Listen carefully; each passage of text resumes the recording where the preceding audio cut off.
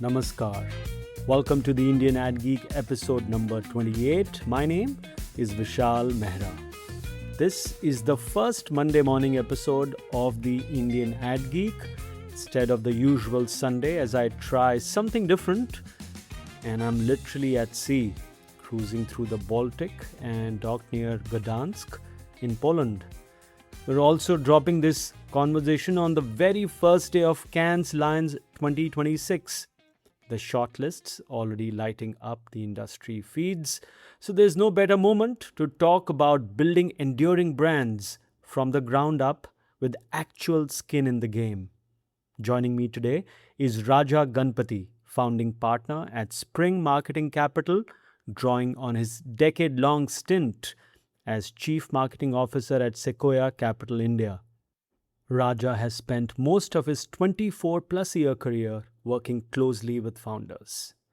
Welcome to the Indian AdGeek, Raja. Hi, Vishal. Thanks for having me. How did you and advertising happen, Raja? Let's start with that. So I think I've always loved advertising. I mean, especially in the 90s when I graduated, advertising was what you see in the Mad Men series. It was highly desirable. It was a province of the few. Very few people got in. From the outside, it looked super glamorous.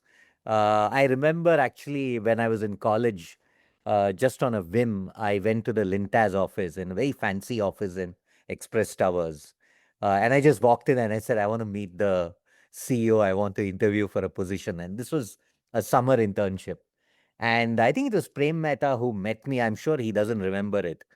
And he was like, dude, it doesn't work like that. You just don't walk in. You have to fix an appointment. You have to apply. But he was super kind. He gave me a cup of coffee. He spent an hour with me.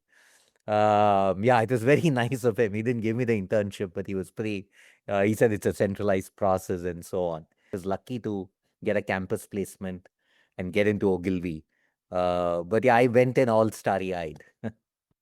When you moved from traditional brand management to Sequoia, what was the biggest culture shock you experienced in how VCs view marketing versus how FMCGs viewed it?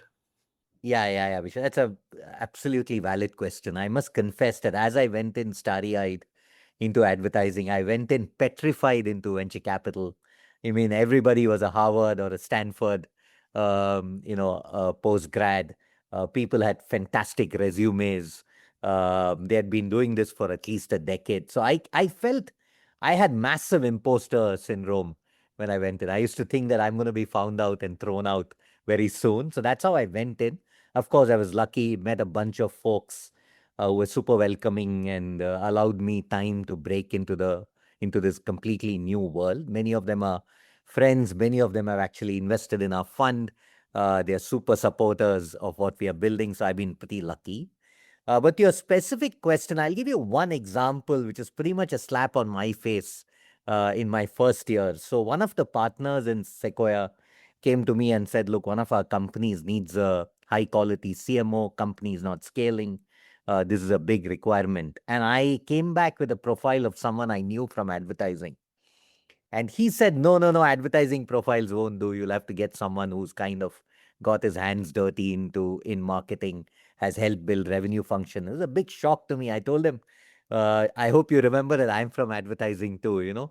So I would say that at least then, maybe it has changed now, but at least then, folks in the VC world really had a very different view of the advertising marketing space.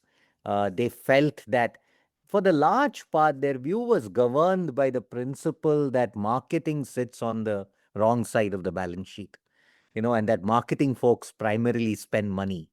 And as VCs, they were much more focused on building businesses and thinking of it as a revenue generating function.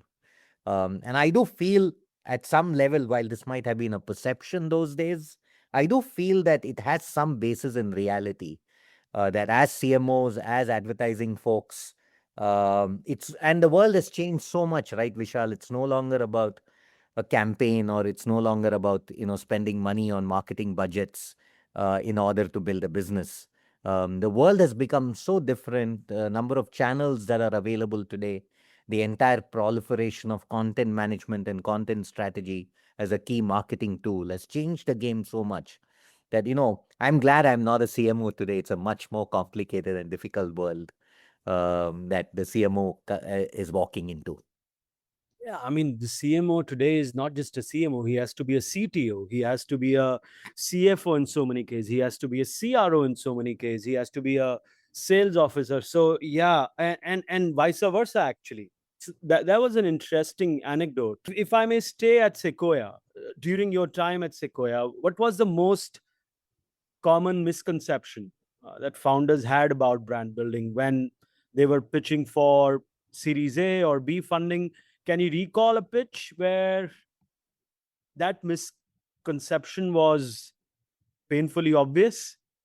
Yeah, so I'll give you another example or another anecdote, and Yeah. this is a really funny one. We had Alfred Lin. Alfred Lin was the co-founder of Zappos. He was actually the CTO of Zappos, if I remember right. Eventually, Zappos got acquired by Amazon. Alfred joined Sequoia, and today I think he's one of the leads for Sequoia globally. He was an early investor in Airbnb, quite a legend. And Alfred was in town, and he was in India, and we got a bunch of companies to meet Alfred. And so we were outside. Founders were walking one by one, spending half an hour with Alfred, and just picking his brains. So there was this company, which sadly is no more today. But at that point, it was a very hot, sexy brand, and very early days, like super early days. And Which category is it? it was in fashion. Okay. And this company, the founders went in and came out. And so I asked the founders, hey, how was the meeting? And they said it was amazing. We spoke about brand, and Alfred loved everything. And the entire discussion was on brand, and he just loved it. And then Alfred took a break. He came out, and I asked him, so how was the meeting with that company? And he said it was terrible. I said, why? What happened, Alfred? He said all they could speak about was brand. And I heard nothing about the business, and it's too early for them to be talking over indexing on brand so much. And I mean, that was just one example, and obviously it was peculiar to that circumstance. But I say this because I do feel that there are two challenges in the entire venture business that at least I have noticed in consumer facing companies. One is where the brand is too ahead of the business. So, you're over indexed on brand. The brand seems to be popular, but the business is much smaller. That is a challenge.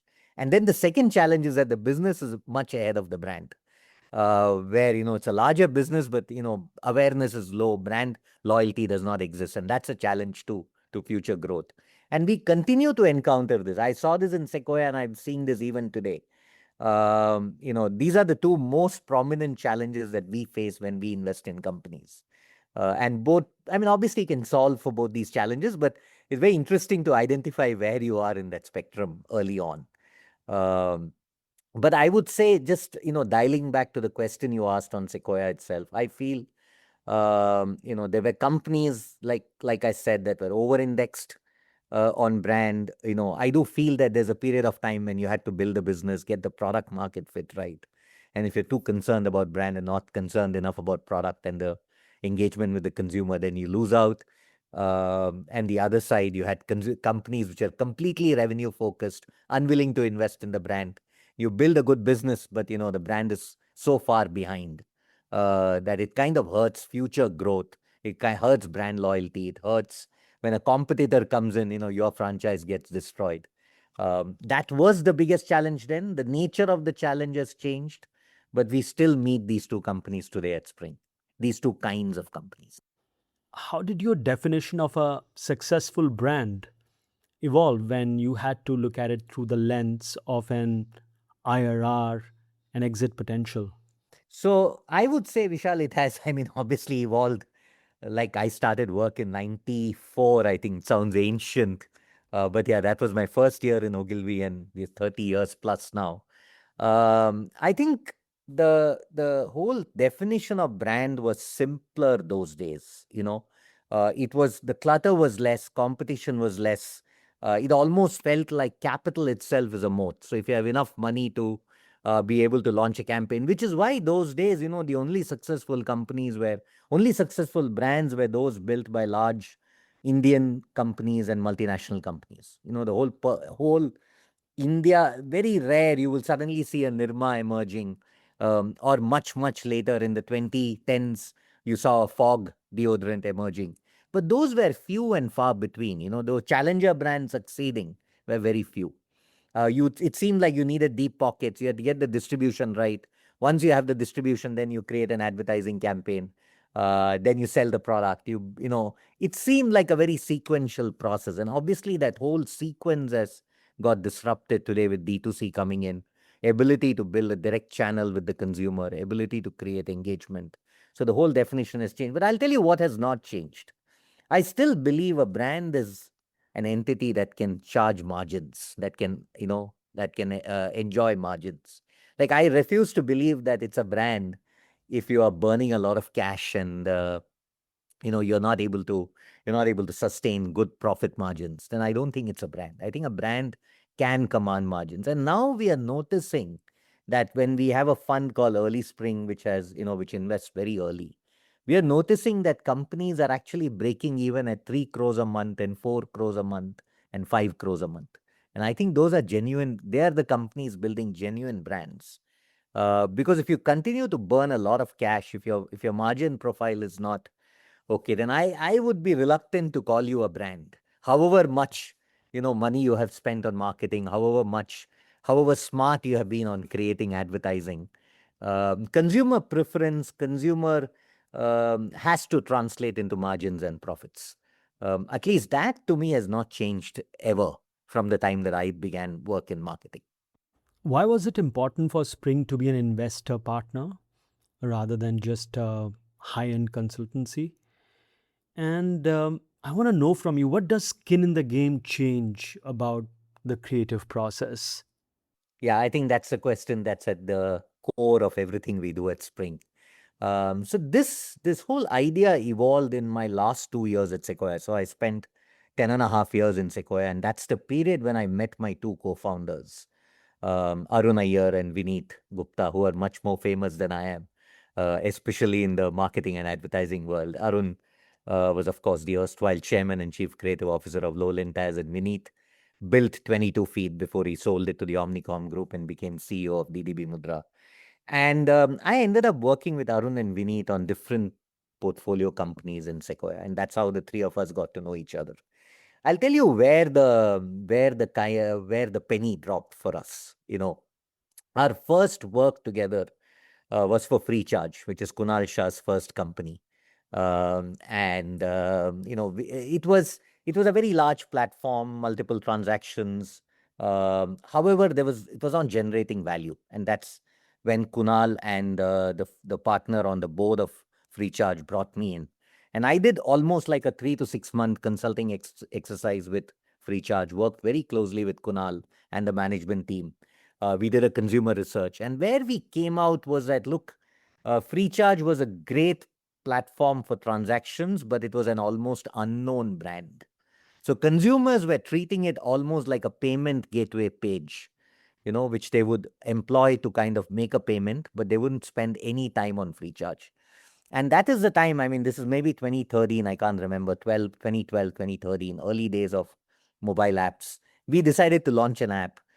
We got an approval from the board to do a campaign, and that was one of the most insanely successful campaigns I've ever been a part of. Arun and his team created magic. The app was launched. And within 3 months of the app being launched, the entire platform dynamics changed. Consumers started being more loyal to the app than to the browser product they were using until then. Repeat transactions went up. Consumer loyalty went up. Suddenly, the platform started generating value. And within a year's time, it was acquired by Snapdeal at that point. And I remember when the transaction discussions were going on, the conference room was right next to my cabin in Sequoia. And by then, of course, I'd become pretty close to the management team at Freecharge. And one of the co-founders walked into my room during the transaction discussions with the lawyers on both sides. He just popped into my cabin and said, "Is there any way I can give you shares?" So I said, what does that even mean? I mean, like, he said, no, we are about to sign docs and we're super grateful for everything that you have done. And we feel that you're an integral part of this journey. Is there a way I can give some of my shares to you? I said, no, you can't. I mean, it's amazing that you should say this, and I'm very touched. But no, you can't. And don't worry about it because, I've got carry from the fund, so I'll do well. I was, later on when I met Arun, I narrated the story to him. And Arun was like, it's a little surprising that when we have such fundamental impact on companies, maybe you have carry from a fund, it's still a smaller amount. I get nothing. I mean, we just got a retainer or a project fee, as a consulting firm. Of course, there's a lot of gratitude. We love them, they love us, but it's not money. It's not, I don't feel like I feel like I participated in the success, but I didn't reap the rewards. And that was it was a life-changing moment for all of us because we started thinking about it and we said that's so true. When you get the marketing intervention right, you fundamentally impact the trajectory of the business in a positive way. Now, whether it's a marketing campaign, whether it's an idea, whether it was the whole journey of creating an app when the app did not exist, whether it was going from online to offline, I think marketing and brand building play a fundamental role in a consumer company. And our thinking was, why are we still outsiders? Why as insiders we should have a seat at the table just as much as the founders or the core management team. So that was point number one. Point number two was exactly what you said. One of the realizations, as Arun, Vineet, and me started talking about this much later, 4 or 5 years later, when we were cooking the model, Arun again made a point, and Vineet kind of supported it, saying, look, one of the reasons we are able to make deep interventions is because you are Sequoia's representative and you're sitting in the boardroom as an equal. Your advice to the company, see, they obviously had, very successful careers as heads of large consulting organizations. They said, when we advise, we are always advising from the outside. And we don't participate in the eventual success or failure of the company. Like, we are not joined at the hip. We get paid irrespective of what happens to the company. And they said, look, because of which the founder listens to your advice with lot more seriousness than if you were an external consulting. Like, all the relationships where we manage to have a positive impact, they said it's because we are sitting along with you and you're sitting as a representative of Sequoia. They know that you have no agenda. When you recommend to them saying, hey, you should do this campaign or you should not do this campaign, or if you tell them that you must launch a mobile app, or this, you should not be going offline, they listen to you. And for them, it's agenda less advice, and that these points, the fact that participation in the success and failure of a journey, getting an insider seat at the table that allows you to have disproportionate impact on brand. I think these are the top two reasons why we finally arrived at the spring model, of saying we will make an investment in the company and we will offer marketing and brand building advice as part of the investment. Of course, such a model has never existed anywhere in the world.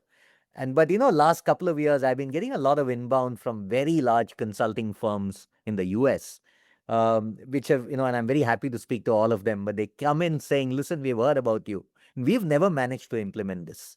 Like, we've never managed to create a model, where we become investors in the company or where we own shares in the company.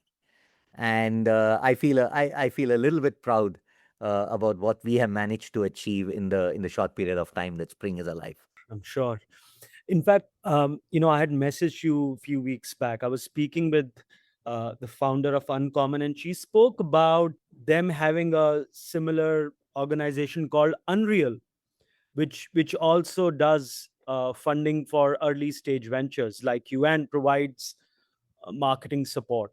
So that was interesting for me to know as well.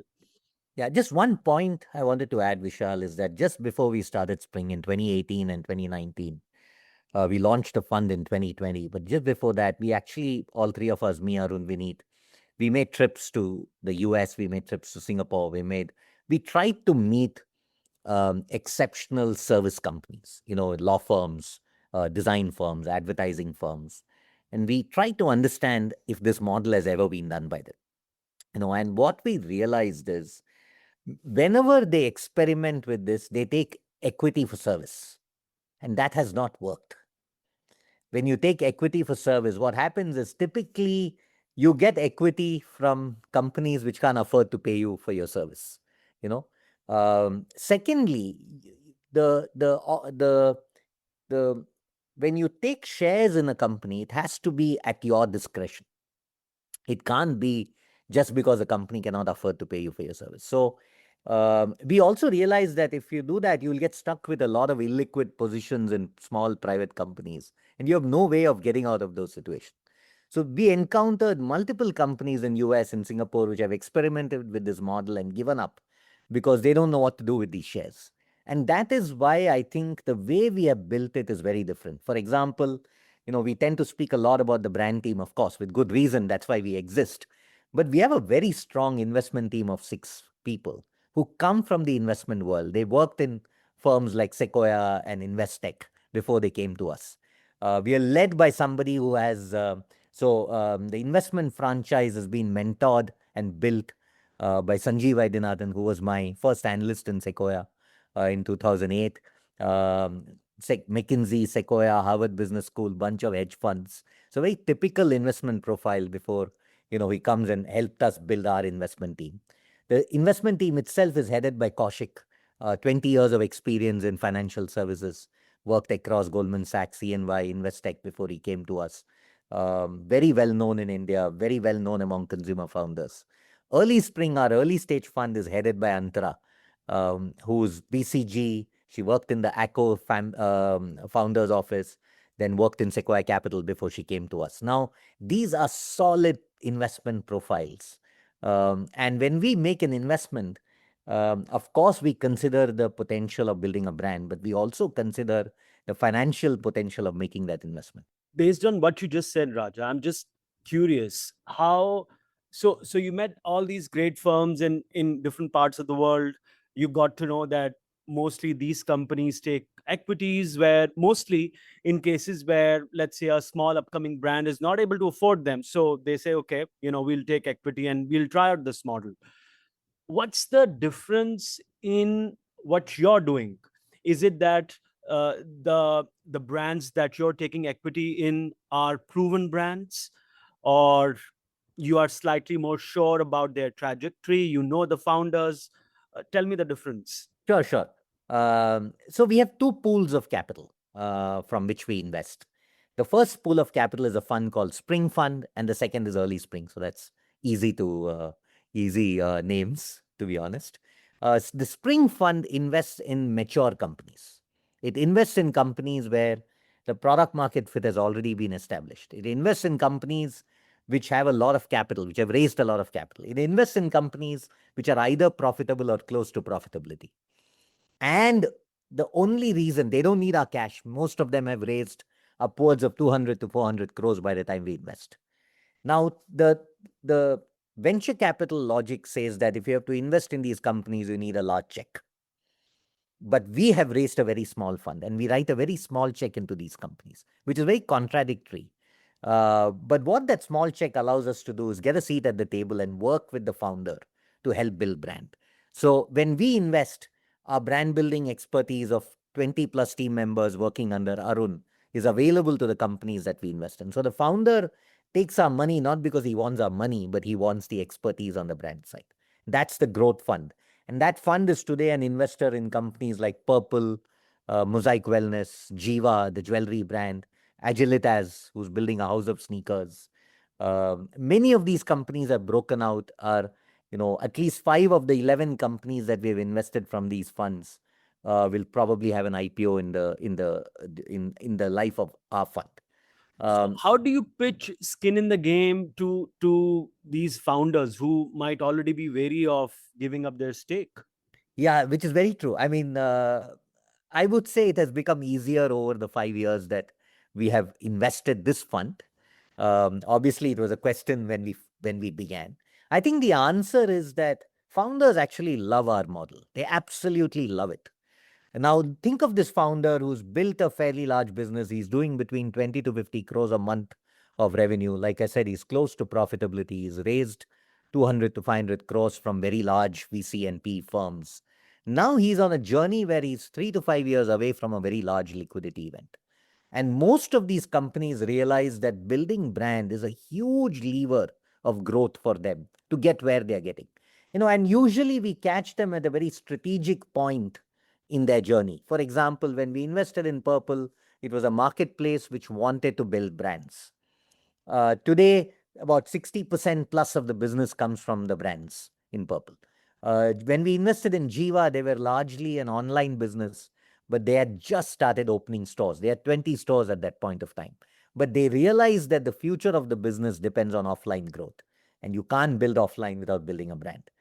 Today, Jiva has 300 plus stores within 2.5 years of our investing. So typically, we are investing in these companies at a point when brand building is of immense strategic value to them. And that's the reason why they value having a partner like us. They value having someone like Arun on their side.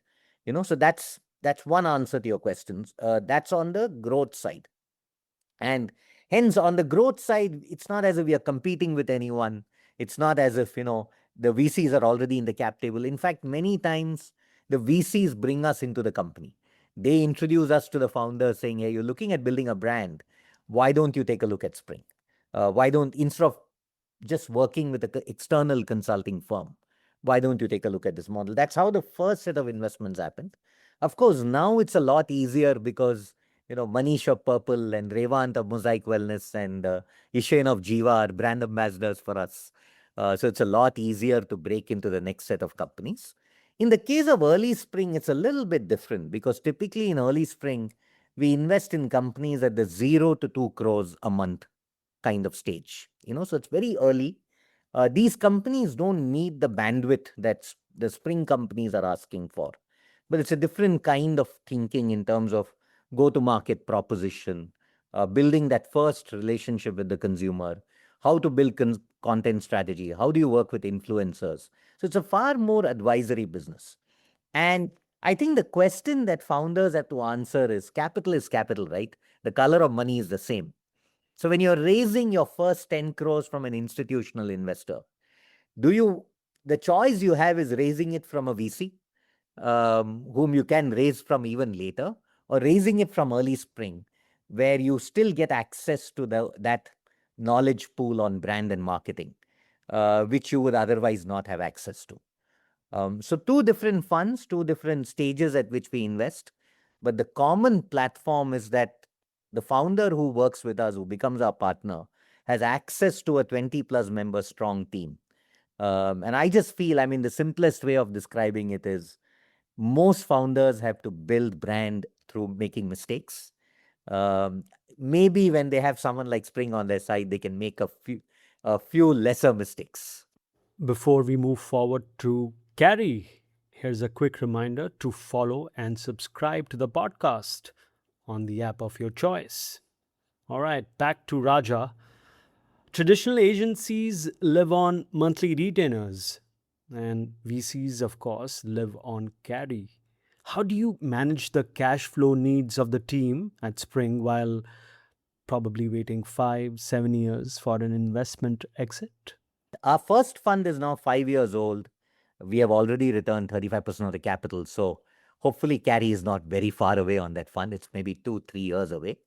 But early Spring, we are still in our third year. We are continuing to invest. So obviously that's a longer journey because we are coming into companies quite early. And your question is very valid. We have a very large team. We have very small funds. And obviously our returns are backdated. So what we do is the brand team every year executes about 10 to 12 different consulting assignments, which takes care of the cash flow that you mentioned. We used to do 20 assignments in year one. Now with every fund we raise, we have the ability to decrease the consulting assignments we have. I would like to believe, Vishal, that even on the consulting side, we bring a very insider mindset to the table. I think we can't help it. That's who we are. And I just feel that even though we may not be investors in these companies, I do feel that if you talk to the founders of the companies where we are doing consulting, they will testify to the fact that the Spring team behaves differently compared to maybe the companies that they used to work with. So I'll give you some examples. We started work with Wakefit in 2019 on 2019 Jan 1st. That was our first day at Spring. It is now we are in our 8th year and we are still the brand partner that they have over 7.5 years, over 7+ years. We have seen the journey of Wakefit from 5 crores a month to 150 crores a month or whatever it is today. They went public last year, which was a very, very proud moment for them and for us. Um, that's one example. We are brand partners with Dun for, I think, 5+ years. We are brand partners with Attenberg for 3 years. We started work with Cipla again on Jan 1, 2019, on their most prominent healthcare brand, which is Nicotex. That relationship continues to this day. And I do feel that many of these long-term relationships are a result of thinking like an insider versus thinking like a, external partner. So we've executed about 70, 80 plus consulting assignments over the last 7+ years. About half of that is retainers, half of that is retainers at various points of time. The remaining are projects that keep coming to us. Does Spring actively hunt for specific categories, Raja? For example, you need a fintech in your portfolio, or you'll need something related to health. Or is your BD strategy purely built on the gravity of your reputation? Yeah, so that's a great question. So I would say um, on the investment side, obviously, I would say 50% of our business is inbound. And that's a very, very high number. And that's simply because I told you lots of VCs and angels are kind enough to bring us to the cap table early on. Whether it's in Spring or whether it's early Spring, a lot of business happens because we get introduced to these founders, or the founders write to us saying, we've heard about you guys and we'd love to meet you early in the journey. And the remaining is outbound calls that we make on precisely the point you mentioned. So we are, for 2 years, we were not investors in beauty or skincare because we just couldn't find a differentiated product. It was a very cluttered market. Only last year, we managed to invest in 3 beauty companies. We're super happy with them. But that was an effort from the team to say, hey, we don't have a play in beauty and skincare. Let's dig deeper. Let's build a thesis. Let's understand from consumers what's the next big thing. So it was a very thesis-led investment. And you will find that both the skincare companies are actually reasonably similar. Both of them they operate at different price points and target different sets of consumers. But Skin Inspired and SkinQ, which are the 2 skincare brands that we are invested in from early Spring, both of them are dermatologist founded. So one of the co-founders is a dermatologist, a practicing dermatologist. And the products are, I would say, higher order skincare with active ingredients to solve real problems, not just marketing-led skincare, if I may call it that. Yeah. So I think we are about to see the hydration brand, and this has been a thesis-led investment for us. We believe that hydration is going to break out in India. We have been chasing that space. We met all the companies until we found a company where we think we are the right fit, and the investment will be announced in a few days. We are about to see 2 young folks who are building a very interesting hydration brand. Now, that's on the investment side. So I would say 50% inbound, 50% outbound, basis the thesis that we have on different categories. On the consulting side, we have been super privileged. So all the 70, 80 brands that we work with, all of them are inbound. So we've never, fortunately, touch wood, we've never had to make a single outbound call in our life. Every company that we work with came to us with a marketing problem that they felt that we can help them solve. Some part of this is obviously Arun and Vineet's prior reputation. I mean, this is people who have worked with them in the past and want to work with them again. Some part of it is thanks to the introduction of people who work with us. So a lot of business comes to us because Arindam of Attenberg, makes a reference call and says, yeah, these are great guys to work with. Or Chaitanya of Wakefit does it. Or PJ of Dhan does it. So we are super fortunate that we have founders who kind of spread the word for us. So some part of it is reputation, some part of it is founders kind of spreading the good word. But on the consulting side, yeah, we don't have a BD team. And I pray that we will never have a BD person on the consulting side ever. I should also tell you that we don't pitch. So we have very consciously and very deliberately, before we started Spring, we said we would never indulge in speculative pitching. All three of us think it's a very reprehensible practice in the marketing industry. It's terrible. It's a terrible burden on companies. I met an agency CEO last year at an event, and he was telling me 35% of the agency's time goes in speculative pitching. That is terrible. And he said, because of which, team members have to come in on weekends and work-life balance gets thrown out of gear. And because you have to see, your business is only so much, right? So you're working extra 35% for business that does not pay you. And he says it places a severe burden on the agency's resources. I mean, this is an absolutely terrible practice. And we hope it ends for the entire industry. It's crushing people, it's crushing margins, it's crushing agencies.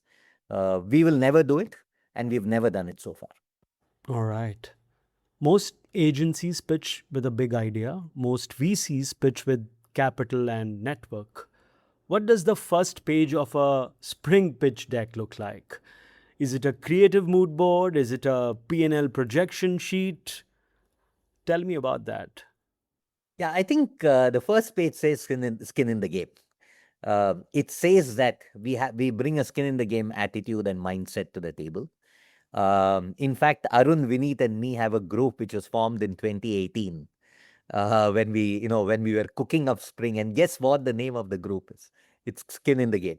And we've not changed it for 7.5 years. So it's a very core philosophy that we have. Even our pitch deck starts with skin in the game as a philosophy and a mindset. That is one. Secondly, look, we are very fortunate. I mean, I don't want to sound arrogant, but we are super fortunate that we have people like Arun and Vineet in the firm. They're extremely well known in marketing. It's not difficult to sell. It's not difficult to sell a concept when you have names like that backing you up. That's part number two. So I would say when we talk to a company, whether it's for investment or whether it's for consulting, I feel that until we sign a contract or sign a shareholders agreement, the alignment is really a search to figure out what the problem is on the brand and marketing side, and then see how we can together solve it. We don't have a magic wand. We can't come in and solve problems just like that. There have been many cases where we've not been able to move the needle, not for lack of trying. But I do feel that we make a really honest and sincere attempt to kind of identify the real problem plaguing the business and then work as closely with the founder as we can. We are not bulls in the China shop. We don't walk in thinking that everything that has been done till the day we came is wrong. We actually call the process of working till the problem identification, we call it a discovery process. And it's very deliberately called that because we are not inventors. At best, when we are successful, we make a great discovery. More often than not, in consulting assignments, we tell the founder the answer to the problem is sitting inside your business. It's sitting inside your head. It's sitting inside your team. And you're going to pay us money to discover it for you. We're not going to invent a new idea. I think the big idea is highly overrated. Getting to the solution is a lot of hard work, is a lot of listening to what has gone by. Many times the answer to the problem is lying in plain sight. But because you are all sitting there and looking at it on a daily basis, sometimes it takes someone like us to come in, become insiders and try and learn. I think at the last point I have is, Vishal, it only comes with a lot of humility. It only comes in when we are walking in and saying every situation is different, every situation is unique. Every founder is super smart, and whatever he or she has built has happened with a lot of thinking, effort, and a lot of bandwidth put in by very smart people. And we are super fortunate, right? We learn a lot. Like the journey of 5 years with Purple has made us so much smarter on beauty and skincare than we've ever been. Similarly, the journey of 2.5 years with Jiva has been a tremendous learning experience for us. I mean, I think one of the fact that we have a spring fund and an early spring fund and a consulting business puts us in the center of the consumer space and allows us the ability to connect the dots. And I think the ability to connect the dots is one of the most underrated abilities in the world, but it's super useful when you meet the next situation and you're able to apply principles that you learned from many, many smart people that we are in business with. So I think it's a long answer, but I would say it's partly reputation, a lot of hard work, but at the end of the day, it's humility and a willingness to learn every time we enter a new situation. We always hear about the wins, like WakeFit. Tell us about a brand you pitched to, but they said no. And what did you learn about your own thesis from that no? So I think on the investment side, we are most useful when the founder can make use of our brand and marketing knowledge. There are founders who are actually intuitively very good in marketing. And there's a company which I'm sure you've heard of, but I won't be able to name. It's not fair to the founder. But when we met the founders, super smart, building a very interesting brand, doing quite well. You Uh, can tell the category? if I tell you the category, you'll know the brand because Okay. it's a standout brand in the category. Okay. But it's a Okay. lifestyle company. Okay. And when we met the founders, we realized that, look, these guys are very good in building brand. They are very good in design. Their innate sense of aesthetics is very superior. And their ability to engage with the customer is fantastic. We have no value to add at all. So, you know what we told the founders? We said, look, I don't think we'll be useful to you today. But maybe 3 years later, 5 years later, when you're at the cusp of building a very large business, or maybe you're thinking of going global, and if you want to have a sparring partner, then feel free to give us a call. It's not that you can't do it, but sometimes it helps to have someone who's kind of throwing punches back and being a bouncing board for all the ideas that you're coming up with. So there are many, many situations where the companies don't need someone like us. I mean, it's not that we are a universal fit for everybody. Whether on the investment side or on the consulting side, I do feel there has been no from companies which don't require our brand expertise. There has been a no from companies which feel they can do it themselves. There has been no from us because, we felt that even on consulting, we have walked away from assignments because our ability to move the needle depends a lot on our ability to have a cultural fit and a chemistry fit with the founders. And there are sometimes we don't achieve it, we end up walking away. On the investment side, in early spring, we have been beaten back by the agility of some early stage consumer fund, which got there ahead of us. Or like I said, if the founder believes that right now they can do it themselves and they don't need us. So many, many, many reasons to say no to us, a few reasons when we've had to say no. But yeah, it happens all the time. How much of your time is actually spent networking with other VC funds to ensure Spring is the first name they recommend to their portfolio companies? So I would say there are at least 12 VCs whose GPs are invested in our funds. So they have actually written a check, not financially, these are small checks. They have written it because they want to support us. And they believe that we are doing something right. And they believe that the consumer world can do with someone like us. So we've been super fortunate. When we started our fundraise, this was on February 20th, 2020, is when we launched our fund. And I know you will remember the significance of the date because in 1 week's time, the world went, completely chaotic, right? And in 20 days' time, there was the first lockdown. That's when we actually raised our fund. So our first fund was entirely raised on Zoom calls. And what should have taken, in my opinion, 6 to 9 months took 18 months. I still carry the scars of that fundraising on my back. But a lot of VCs stepped up to help us. So the first ever check for us came from this global VC called World Invest. World Invest is one of the largest consumer investors in across countries, and they are big investors in India. They've invested in multiple companies.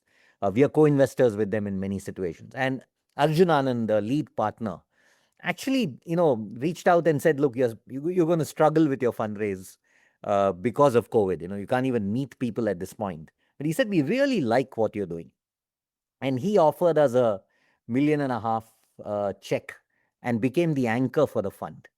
And really, I mean, without that check, we wouldn't have been sitting where we are sitting today. I mean, it was a small gesture, but it was super important in the history of Spring. We'll never forget that. And there were so many VCs who liked what we do and said, "Look, let me write a small check. You can use my name in your pitch deck.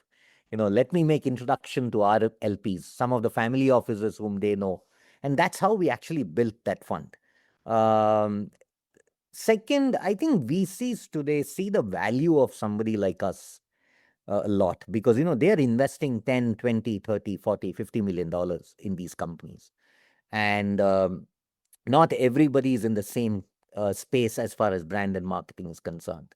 Many of them do require external assistance. They do need a partner who can actually help them think through marketing. And so for the VC, I mean, the VCs see us as someone who can be an asset on the cap table, who can come in and help build the brand, become a founder's partner. Um, Touch wood, in 5 years of Spring, we've never had a VC in the cap table say no to us. When the founder wants us to invest, when we want to invest, we've never heard a no from the board. Um, uh, and we've never pitched to a board, actually. We've only pitched to the founder. So it's up. I mean, the founder has managed to convince their board that having someone like us write a small check, can make a difference to the company. So I don't think we network as much, but I think we are pretty connected with the VC and PE world. Is the obsession with performance marketing killing the next generation of iconic Indian brands, Raja? Actually, Vishal, we always felt it was wrong. I mean, we always, right from the time that we launched Spring, we felt that, if you over index on performance marketing, you will lose out on the long run. We've never had a performance marketing team in Spring. We never believed in it. We think performance marketing is required. It's a customer acquisition tool, and it's required in early stages of the business when you don't have too many other levers to play with. But the DY by DX on performance marketing will never play out in the long run. And you have to build a brand where consumers start coming in organically. Else, you will constantly burn money and never build a efficient business. Having said that, I think this realization is now everywhere. VCs are aware of it, founders are aware of it. There will always be exceptions. I mentioned to you that multiple companies in early Spring have started breaking even at 2 crores and 3 crores and 4 crores a month. And that is happening because they are as much spending money and time and bandwidth on building organic love for the brand. In fact, I feel there is a new set of founders that we have.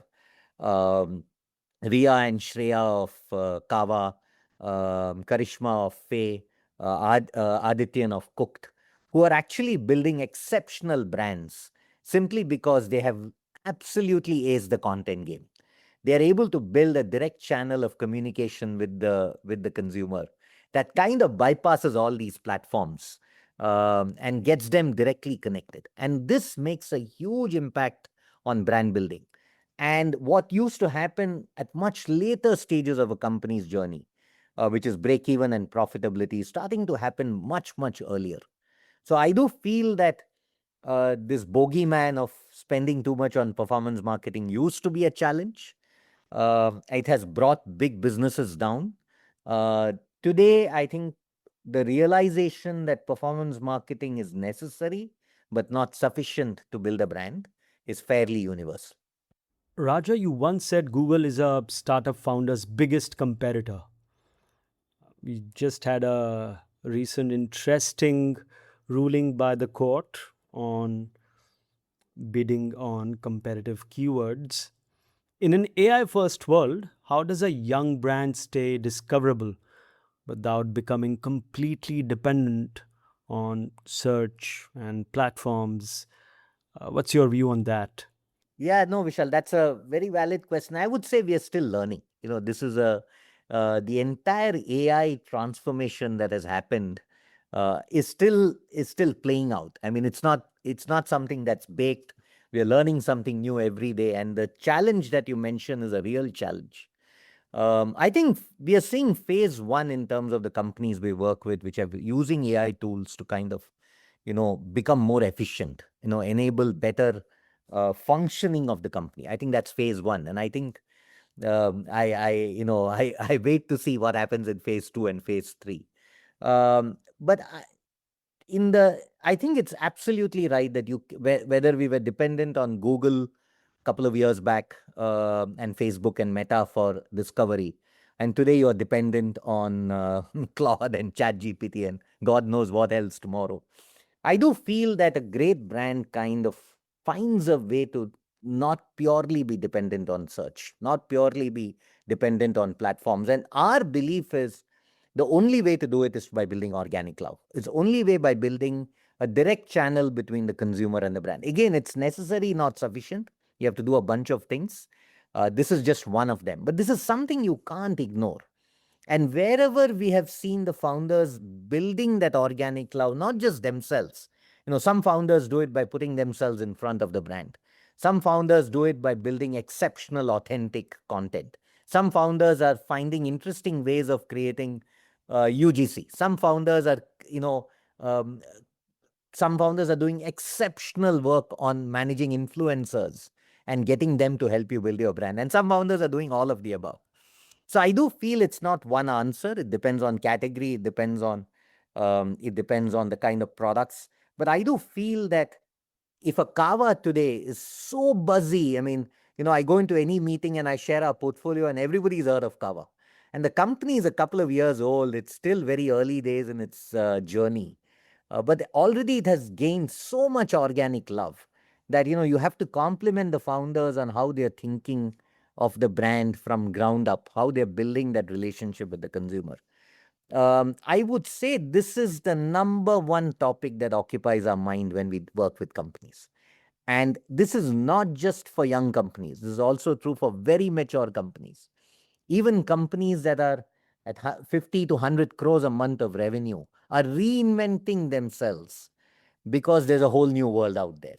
They're finding ways for the consumers to start recognizing the brand name and typing the brand name for a search rather than querying a platform to figure out which brands to invest in. So I think the battle is constant. We were battling a different set of platforms 5 years back. We are battling a different set of platforms today. So if you were starting a D2C brand today, okay, almost zero capital, what would your day one marketing strategy be?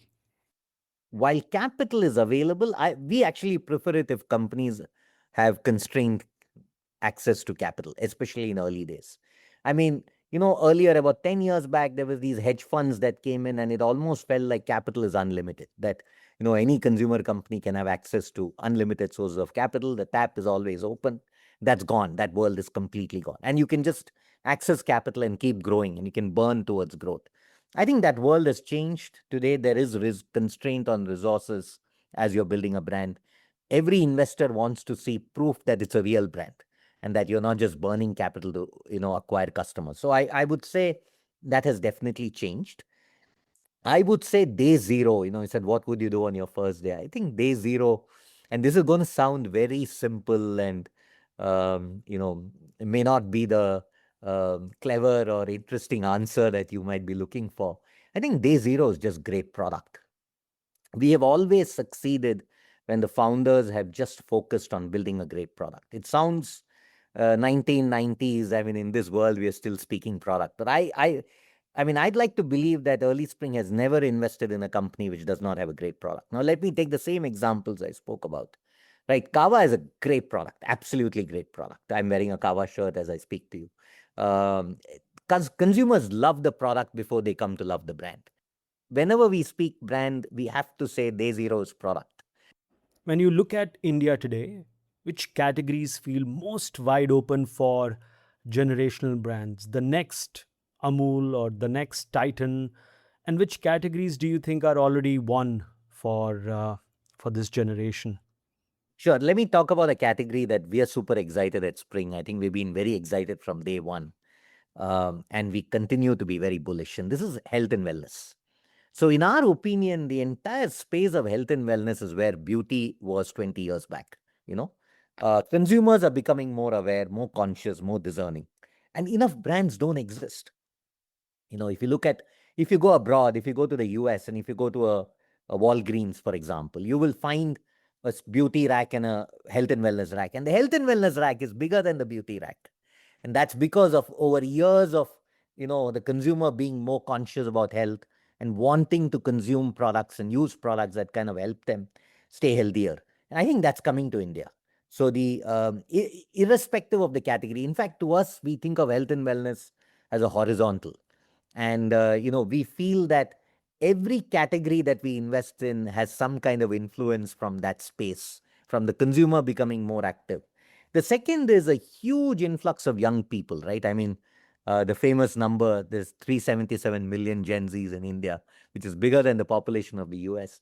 Younger people are fitter, more conscious, more health conscious than the earlier generation. I mean, that's enough evidence to reveal that.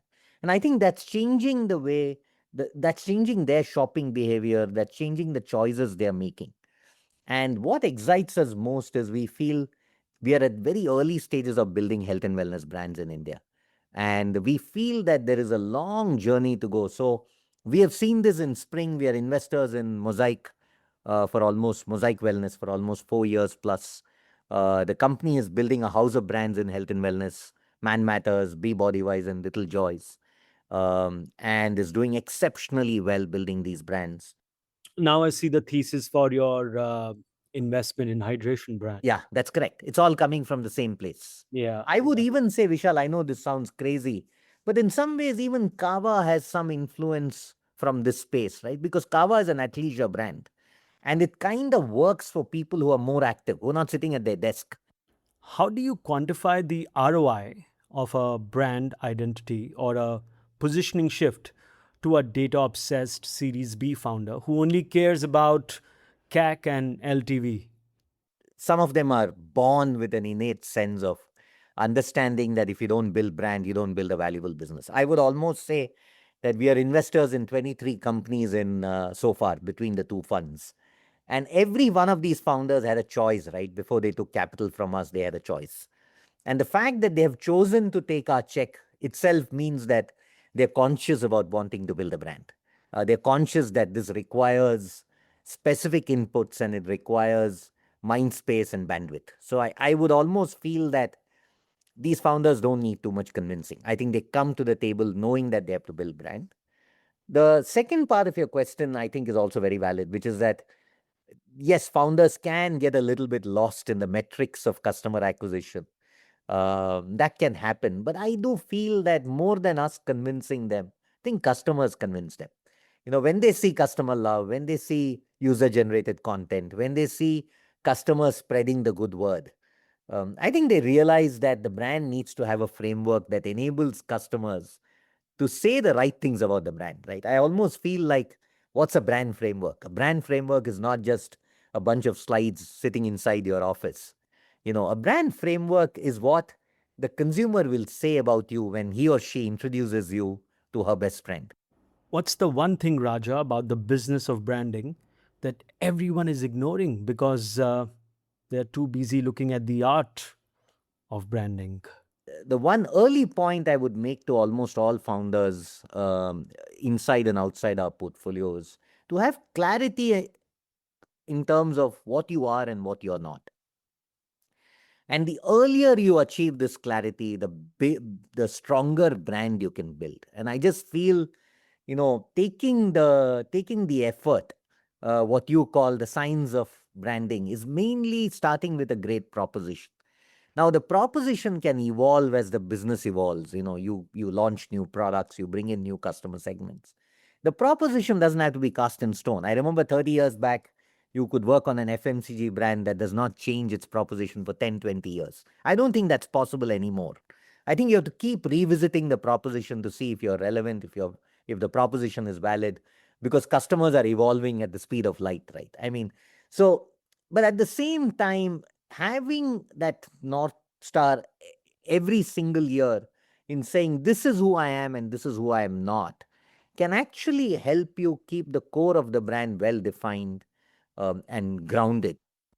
So, when Spring evaluates a startup, what's the one marketing red flag in a founder that makes you want to walk away, regardless of the product, regardless of the category? I don't think there's anything like that, Vishal. I almost feel like, look, when you're at a very early stage in a company, I know the number of mistakes that we have made at Spring in our early years, right? We are a startup fund ourselves. I mean, we have succeeded because people kept giving us chances, even as we kind of learned and fumbled our way through life. I don't think there is any perfect founder or perfect company or perfect business that comes to us. I don't think there is any such thing called a red flag. The only red flag that we walk away from is governance or compliance. That's the one flag that will never work for us.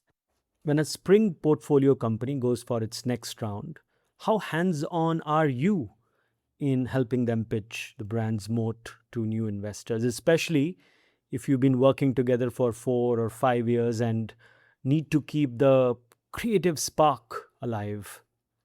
So I would say, the way we look at it in Spring is we are available to our founders irrespective of the cause. In early Spring, let's take the first cohort of 6 companies that have raised money from us. 5 of those 6 have gone and raised external capital. And were we helpful during the journey? 100%. I would like to believe that. I hope the founders say the same. But I think what is required is up to the founder to kind of tap into us. There is a case where we worked with the founders over many days to help build a pitch deck, because sometimes the founder struggles with the narrative.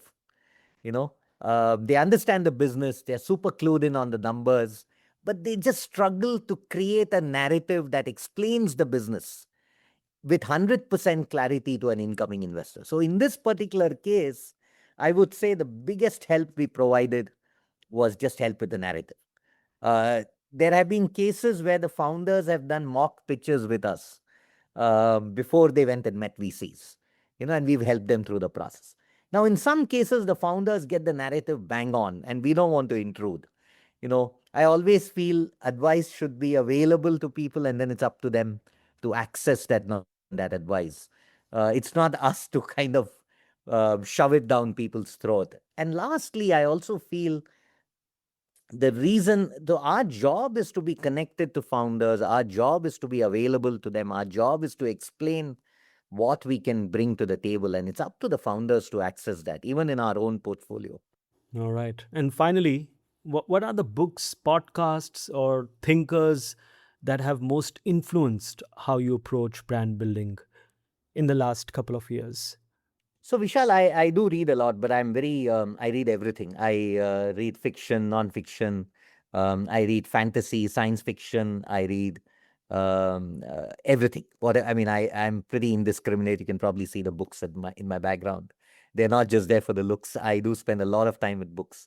And I think the strange thing is I learn a lot from history. Actually, I'm a big believer that whatever is happening now has happened at some point in the past. And so I read a lot about history and politics. I love reading about ancient Rome.